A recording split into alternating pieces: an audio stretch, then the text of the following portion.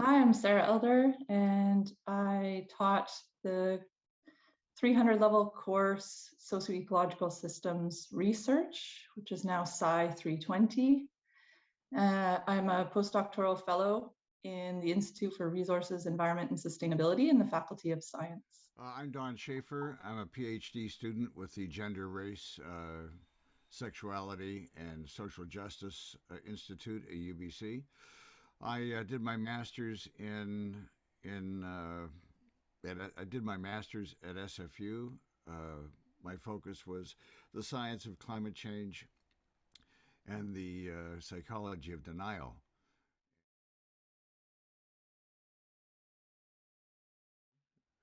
Well, I was surprised that Sarah picked me, and I was delighted. It was a great opportunity to try and take my background in media, my experience with Al Gore's Climate Reality Project, and what I've been learning at the Social Justice Institute, and put those all together into a class that was dedicated to having climate conversations. So it was a really unique opportunity and a great experience. And it was a great experience working with Don. He came to the course, keen to adapt it to the course objectives and brought so much experience in media and as a broadcaster, along with his deep knowledge of climate change. I really enjoyed the process of working together and felt like it was easy and straightforward. And he reached out ahead of time to work together to ensure that the lecture met the course goals. It was great.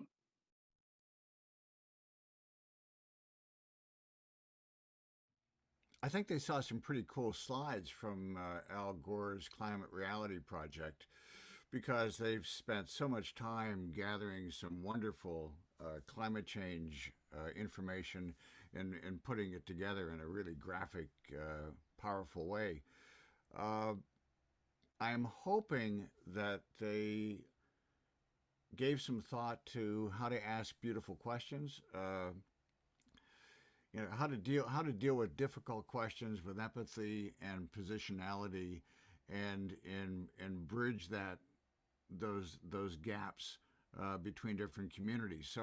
So how do you take the information that they're working on, or the research projects that they're working on, and translate that information to different audiences? So I'm hoping that we accomplish that. In this course, the students are learning for the first time about socio-ecological systems and looking at some of these complex global issues like climate change from a systems thinking perspective. And what's really important, and what Don brought across in his lecture, is thinking beyond just doing the research. So they're doing the research, but then how do you talk about these complex systems issues like climate change to other people? And why does your research matter? What ultimately, why ultimately are you doing it, and who for, and how do you communicate that? And I went through some of the student assignments where they reflected on the course in reflective journal entries. And one student really emphasized how she learned about positionality, and that this was the first time she was really faced with how positionality affects her research in a profound way. Hmm. And, Dawn, in the end, she ended up including a positionality statement in her project for the course, because the student felt that that was very important to how, to her research results, and for the audience to understand how she arrived at those research results. So that concept of positionality really struck the students and got them thinking about it, and also thinking about your audience. Many of them mentioned, they hadn't necessarily thought about the audience of their research and how they could best design their research and also then communicate it to other people. And that was part of what you talked about in terms of asking beautiful questions. They really connected with that.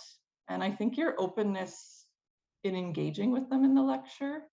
So your style was not as much lecture, even though it was over Zoom and we had to do it virtually. You really connected with the group of students. And so they really noticed that, and they took away these main points of, you know, thinking beyond just doing the research to then talking about these complex issues and to the audience that they're working with, and what is their role as the researcher, and how does their positionality affect their research. Wow. I didn't know all that. That's very cool. I mean, so I'm on the right track. You're on the right track. Yes, yes. And I just refreshed my memory with their assignments today, because I remembered that they had written about, they had to choose a key learning for them from the course, and then write about why that mattered to them, why it was significant, how it would change how they do things going forward. And that was where they talked about your lecture and how it had changed their way of thinking and how they were doing their research, and even those examples of how they implemented it already in their course projects. So it was really neat to see the impact of your lecture in our course. No, I really appreciate your sharing that. Thank you.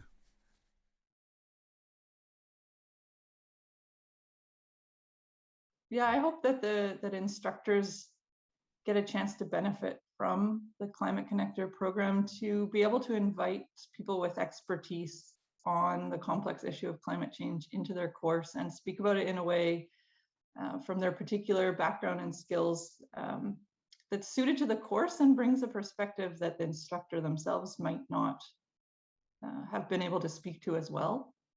So I think it brings a level of expertise into the course that is a great resource for instructors. It was a super opportunity for me uh, to try and take all of the things that I've been learning over the last 70 years and try to put them together in something that was usable.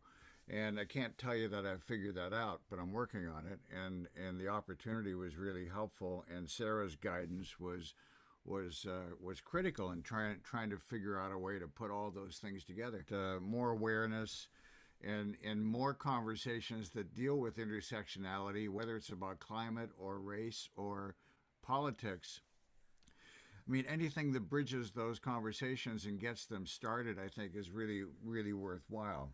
So this was a great place for me to start to try and, take what I've experienced in my career, what I'm learning in school, and some of my passionate work, and put it all together. So, the more we do that together, the further along I think we're gonna get.